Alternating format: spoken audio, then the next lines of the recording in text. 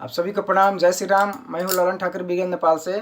आज की इस वीडियो में हम लोग फिर और कुछ कंपाउंड जर्नल एंट्री की केसेस हम लोग देखने वाले हैं। तो सबसे पहले हम लोग गोल्डन जर्नल एंट्री का गोल्डन रूल है वो पहले हम लोग एक बार रिकॉल कर लेते हैं, समझ लेते हैं। एक नंबर में है पर्सनल अकाउंट। पर्सनल अकाउंट में क्या होता है? डेबिट द रिसीवर और credit the giver. Real account में क्या होता है कि what comes in debit what goes out credit. और नॉमिनल अकाउंट में क्या होता है? All expenses are losses are DR, all income and gain are CR। यही 3 गोल्डन रूल है जो हम लोग का हमेशा याद करना पड़ता है। याद कर लीजिएगा तो जर्नल एंट्री का केसेस है उसको समझने में, बनाने में, जर्नल एंट्री पास करने में आसानी हो जाएगी। तो चलिए हम लोग देखते हैं आज की इस वीडियो में कुछ केसेस है। तो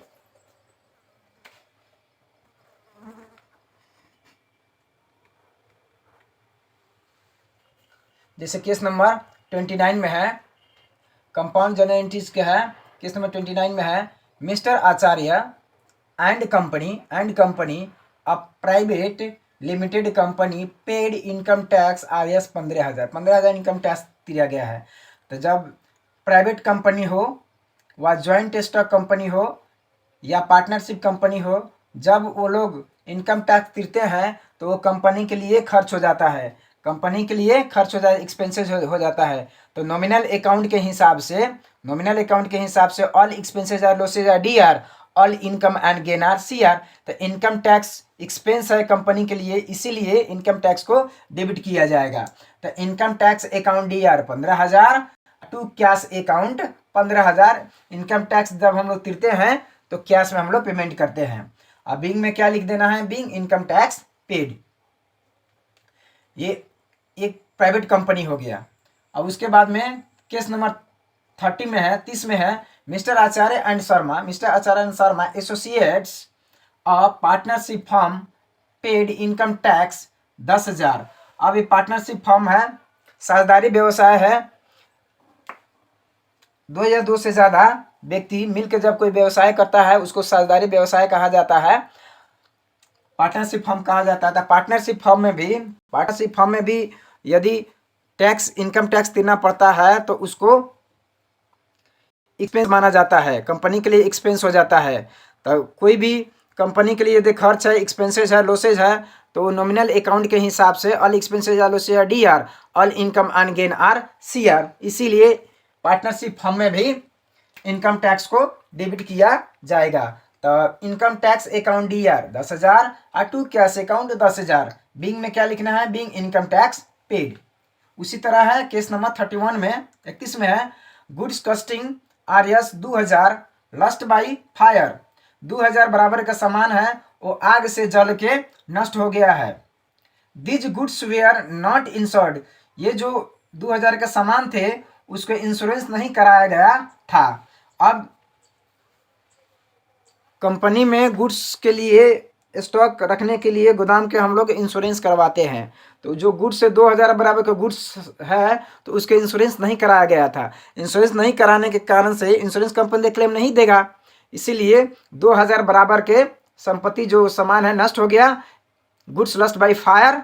और उतने बराबर को परचेज है या गुड्स है कम हो गया, तो इसी को हम लोग एंट्री ऐसे दिखाएंगे, लॉस बाई फायर अकाउंट 2,000, आग से जलकर नष्ट हुआ है तो 2,000 लिख देना है। यदि चोरी से हुआ रहता तो लॉस्ट बाई थेफ्ट हम लोग करते हैं, जो भी कारण से हुआ है लॉस उसको लिख देना है।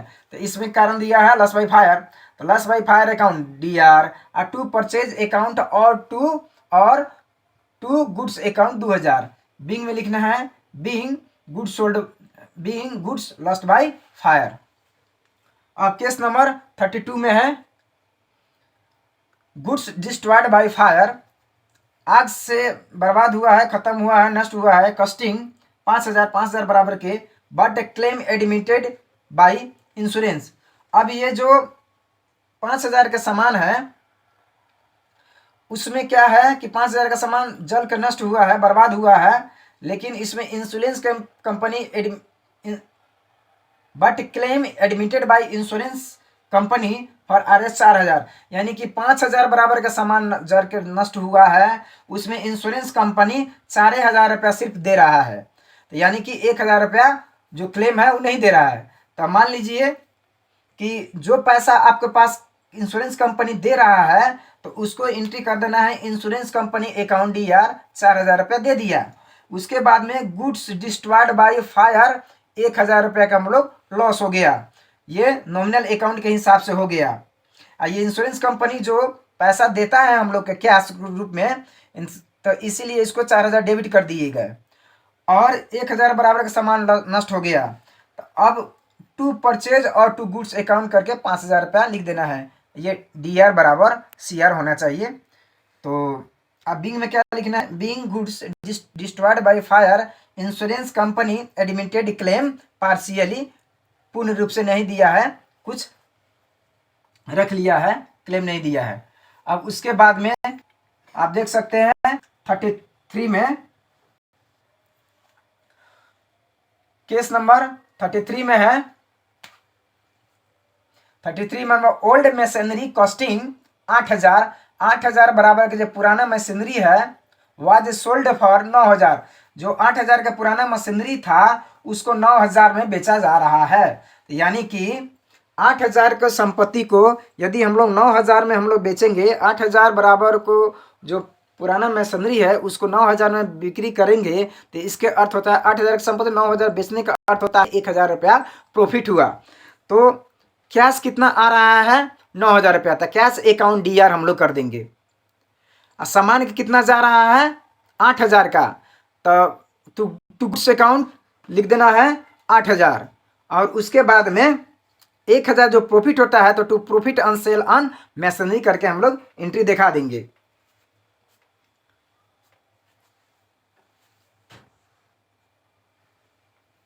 यहाँ एंट्री है कैश अकाउंट DR 9000 कैश आ गया, रियल अकाउंट के ही नियम के हिसाब से what comes in debit, cash comes in हुआ है, आया है, तो 9000। टू मशीनरी अकाउंट कितना गया है, 9000, मशीनरी अकाउंट 8000 के, व्हाट गोज आउट मशीनरी गया है इसीलिए क्रेडिट कर दिया गया है।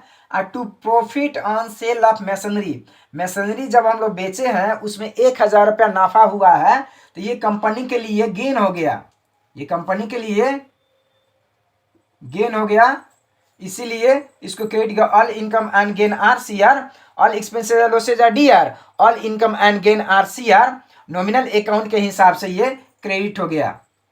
अब इसमें बिंग क्या लिखना है, being old machinery sold at a profit.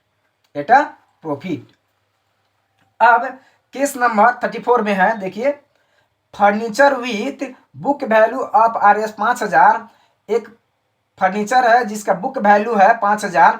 Book value का अर्थ होता है कोई भी फिक्स एसिस्ट के लैंड बाहक उसके डिप्रिसिएशन कटाने के बाद में जो वैल्यू रहता है उसको बुक वैल्यू कहा जाता है। ये बुक वैल्यू है